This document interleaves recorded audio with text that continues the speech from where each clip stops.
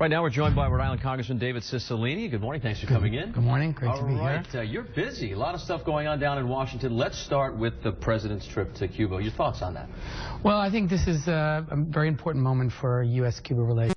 The president made it a point of his administration really to break this impasse that has existed for the last 50 years, to bring Cuba into the international community and to help to restore relations with Cuba.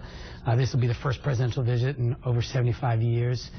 There's a lot of work to be done in Cuba still, but I think everyone's excited about us moving forward together and building relationships between our two countries. Rare occurrence last weekend. A sitting Supreme Court justice passes away, and there's a big, I don't want to call it controversy, but I guess you can call it that, over whether or not President Obama should nominate someone to fill the seat, if it should wait till after the election.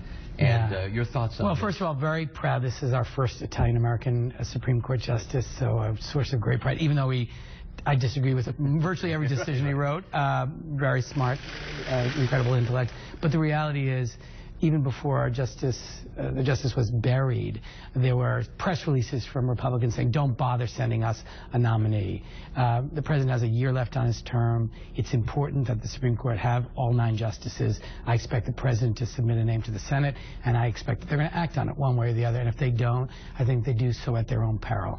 All right, closer to home now, a couple of things that you want to talk about. One is this opioid epidemic that's not only a problem in Rhode Island, but the entire country right now. I know Senator Whitehouse is in town as well. Talk about this event. This is a very important issue for Rhode Island and really for the New England region. And I actually convened the New England delegation in Congress so that we could develop a set of strategies together to respond to this very serious challenge. Senator Whitehouse has introduced a bill in the Senate. I've co-sponsored a similar bill in the House to really devote resources to this, to be sure that treatment best practices are developed. This is a very serious issue. 90% of the overdose deaths in Rhode Island are opioid related. So we're going to be at a roundtable today to really talk about it, to talk about the legislation, and to raise awareness about the strategies that are successful in dealing with this epidemic. And also something with neighborhoods you were telling me about? Sure. I'm beginning my neighborhood conversations, which I do throughout the year, just opportunities for constituents to come and share with me their ideas about what we should be doing, what they're concerned about. The first 2 are this Saturday at 10 a.m. at the East Providence Public Library, at 3:30 p.m. in Woonsocket.